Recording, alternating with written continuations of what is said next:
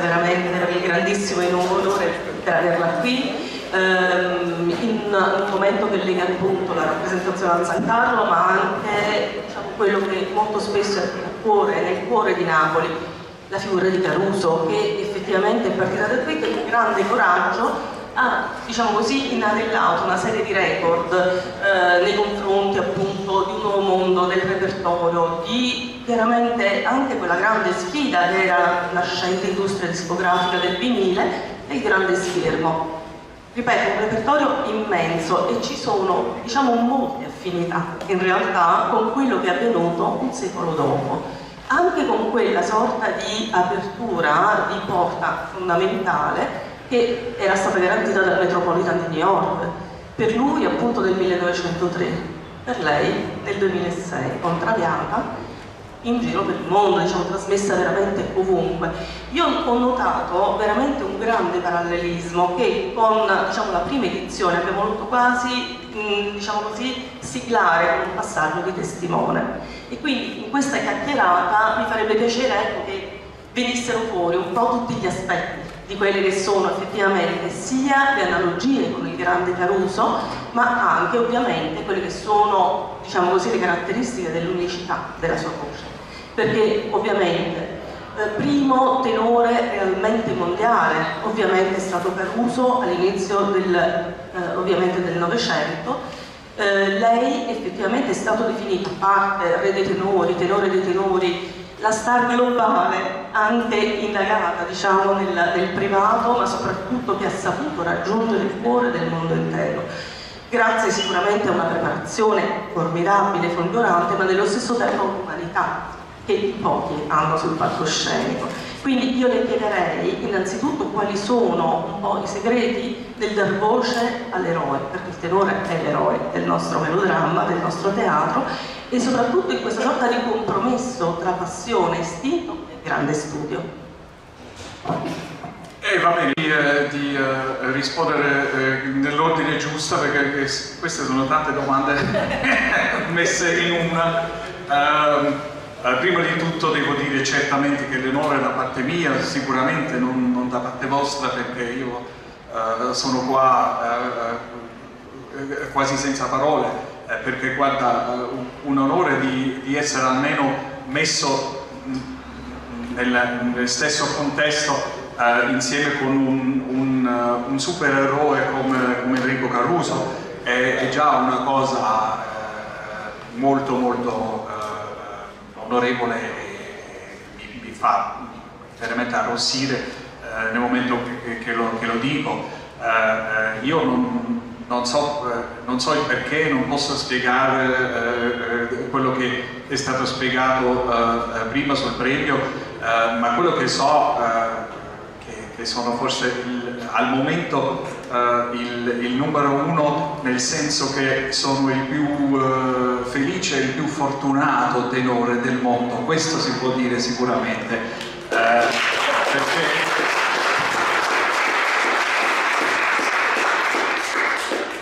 forse quello che per me è la più grande parallela è quella che abbiamo visto nell'epoca di Enrico Caruso un cambio enorme. È stato il primo di una nuova generazione di tenori, di cantanti anzi, che erano capaci a dare un altro tipo di voce, con una forza, con tutto il corpo, molto... se vediamo a proposito del 1903, se vediamo le sue prime incise e vediamo nel stesso anno quelle di Tamagno, si può capire che Tamagno, non solo perché all'epoca aveva già, non so, 50 qualcosa anni, ma era anche sia di stile sia di punto di vista tecnica un'altra generazione. E con Caruso ha cominciato una nuova gloria, diciamo,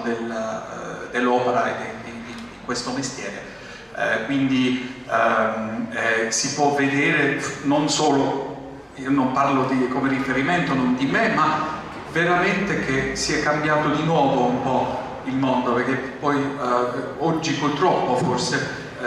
siamo sforzati a fare dei spettacoli molto più complessi, molto più realistici, molto più attaccato, diciamo, alla vita nostra, che invece la generazione prima, con tutti i grandi, con Luciano Pavarotti e tutti gli altri, diciamo, alcuni erano capaci, come Corelli ad esempio, che aveva proprio il fisico, anche si muoveva come un attore, ma c'erano tanti che non l'hanno fatto e niente meno hanno avuto grandi successi. Oggi no, oggi purtroppo, forse purtroppo non lo so, ma è così, che dobbiamo essere un pacchetto di tutte forze, non solo quello vocale, ma anche essere capace di fare l'attore, di dare questa credibilità che serve per il pubblico moderno, e parlo soprattutto dei giovani che sono cresciuti in un mondo dove abbiamo una concorrenza enorme. Dobbiamo capire che certamente Caruso è stato prima del cinema, perché questo è stato anche un fatto, che è stato il supereroe, la star assoluto di tutto il mondo, che poi dopo Hollywood l'ha tolto, diciamo, dall'opera. E allora abbiamo non solo il cinema, abbiamo la televisione, abbiamo tutti questi giochi virtuali, abbiamo migliaia di cose che creano un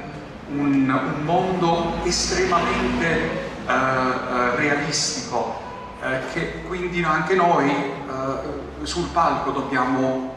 avvicinarci a questo per dare questo impulso al pubblico di mettere in ordine, diciamo, tutto e creare questa sensazione che ci tira questa magia che ci tira dentro, ci fa credere proprio quello che succede. E per essere capaci a fare questo dobbiamo essere talmente sicuri dal punto di vista vocale che non c'è tempo a pensare adesso viene avuto, devo prendere un po' in fiato, così. No, il canto deve essere un automatismo che si può fidare 100%, e poi ci buttiamo dentro l'interpretazione del carattere, dentro le emozioni, e così funziona anche oggi. E devo dire che questo se riusciamo a creare una generazione di cantanti che sono capaci di fare questo, l'opera ha un grande futuro, perché è un fascino enorme. Sappiamo che questa musica che è stata scritta sia da Verdi, Puccini, il verismo, tutti quanti, combatte tutto quello che conosciamo del pop, del moderno, è una cosa talmente forte che se siamo capaci a usarlo sarà lì per sempre. Però è una lunga strada, diciamo, perché già nel passato siamo stati in difficoltà, adesso vediamo, grazie forse anche alla nuova soprintendenza, vediamo che il San Carlo diciamo, si risveglia da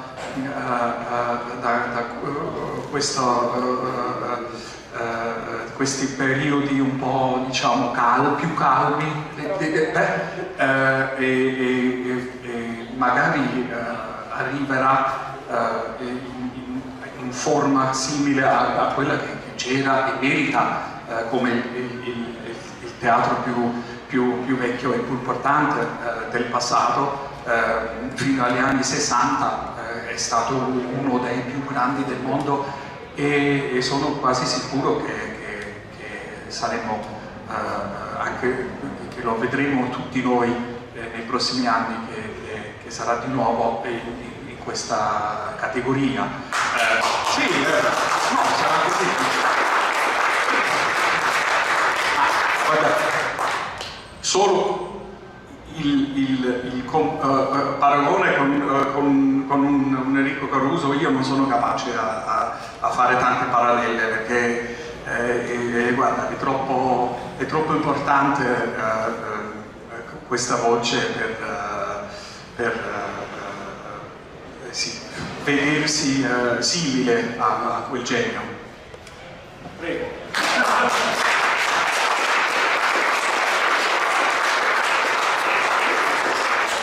È un passaggio veramente di immagine che comunque, ripeto, soprattutto per il periodo attuale è molto chiaro. Lei è anche ambasciatore ONU per il progetto degli scopi civili e anche, credo, molto propenso alla promozione dell'opera lirica. Lei sa che è stata appena candidata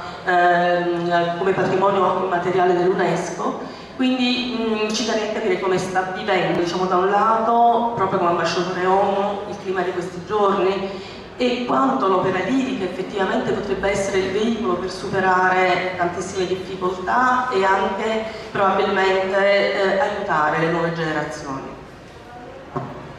Sì, è vero che in questi giorni si può veramente perdere la fiducia in un futuro positivo dell'umanità, perché abbiamo visto di nuovo che l'uomo è sempre capace a fare delle cose cattive senza rendersi conto delle conseguenze. Questa è una cosa che è sempre successo, purtroppo. Fortunatamente siamo quasi tutti in una generazione che abbiamo visto decinaia di pace, e abbiamo tutti creduto che sarà passato questo periodo medioevale che si può rubare o fare del male con le armi. E purtroppo non è così, e l'idea di questo progetto dell'ONU è abbastanza facile e nello stesso momento quasi impossibile, e di convincere tutti quanti del mondo che siamo qui sulla stessa barca, che questo è il nostro pianeta e non possiamo cambiarlo. Quindi anche in 100 anni, anche a 1000 anni saremo sempre tutti qui. Quindi non fa senso di combattersi, non fa senso di non fare la pace, non fa senso di non cominciare a creare un progetto che unisce tutti per migliorare lo stato della nostra terra. E non parlo soltanto dell'ambiente, parlo di tutti i vari, parlo certamente della pace, parlo del fame, di tutte cose, tutti i problemi che ci sono, e ognuno pensa sempre che lo potrà fare la prossima generazione. Se io vivo in gloria, che c'entra? E non funziona così, secondo me. Ma è l'unica soluzione per noi. E la musica è sempre stata un mezzo, anche tanti centinaia di fa, è sempre stato un mezzo per farci ricordare che siamo tutti educati, che abbiamo tutti una storia in comune, che la nostra cultura è talmente vicino, talmente attaccato una all'altra, che non siamo diversi, siamo proprio allo stesso livello, un livello molto, molto educato. Quindi scioglie un po' questo ghiaccio nel cuore prima di negoziare, prima di parlare sul futuro di un paese, sul futuro di non so che cosa, e può aiutare molto. E certamente parlo della musica classica, non quella cosa che ci sono alcune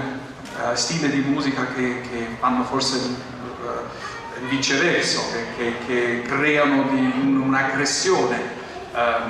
ma la musica classica è capace veramente di far nascere lo spirito della pace in tutti noi, quindi speriamo che ognuno lo sentirà un giorno e ci avviciniamo a questa fine.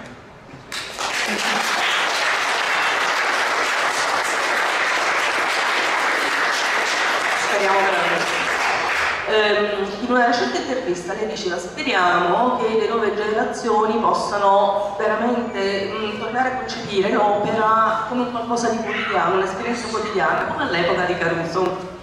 Allora, intanto secondo lei quanto è importante avere dei modelli diciamo, il peso della memoria, nello stesso tempo proprio l'esempio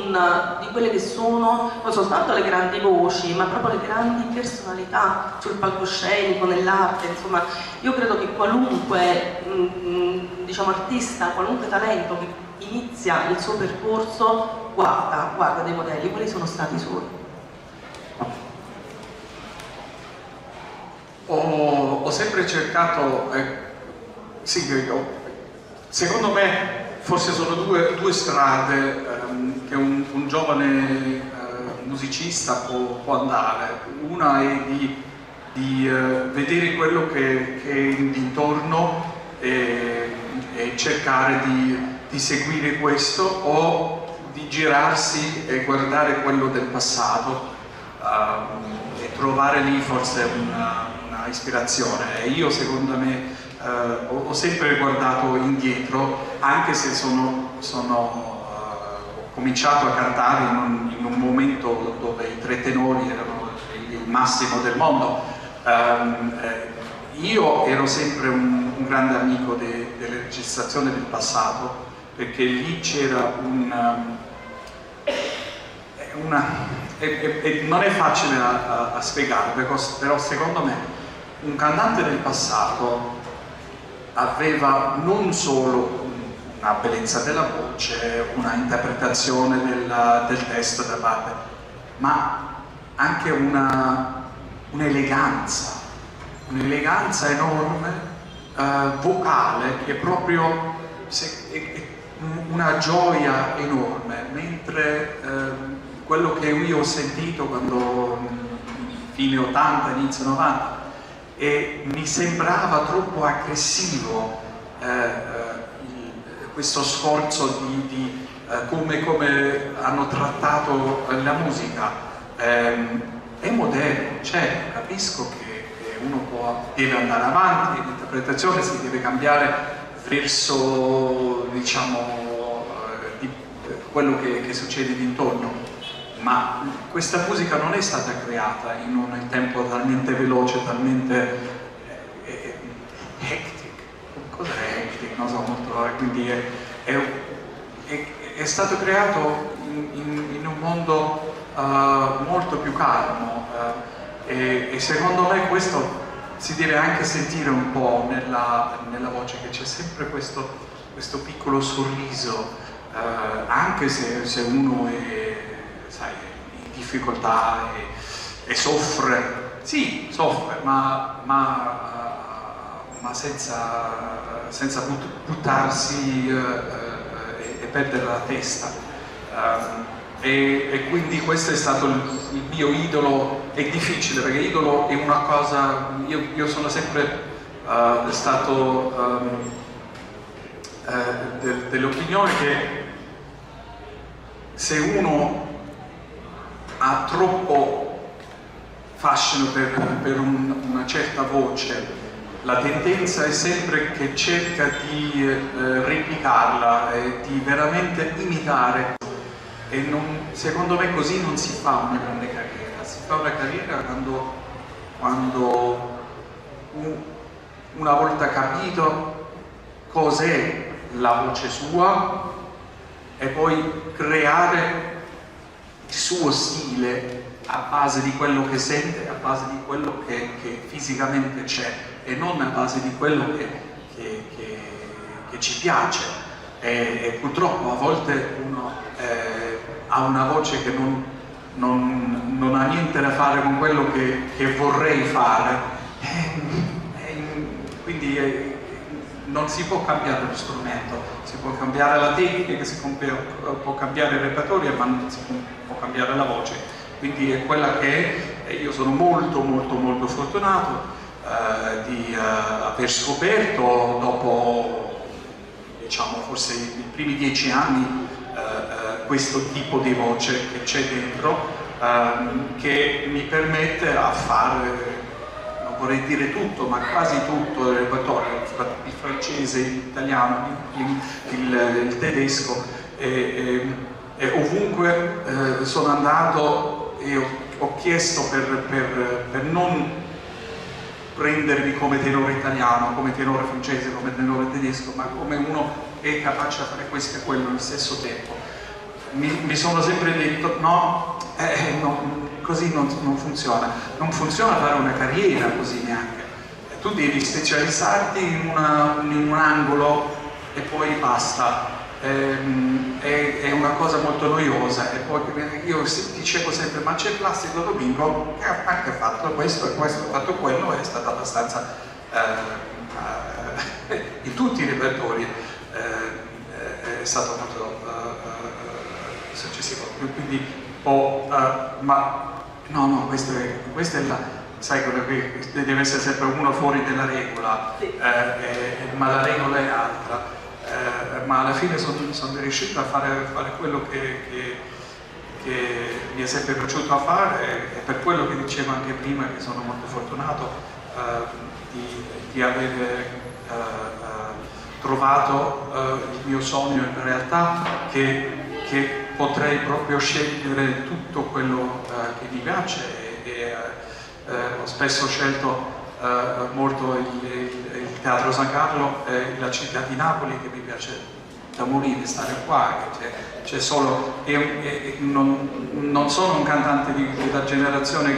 che ha visto per anni solo gli alberghi e i teatri. Io esco, vado, sai, prendo un bagno, vado nel bar, vedo le isole, vado a mangiare purtroppo spesso. Ma è una bellezza questa città, questo golfo è un paradiso veramente, quindi grazie agli Sempredominis e il Teatro di San Carlo ho sempre una scusa, che purtroppo per lavoro devo tornare a Napoli.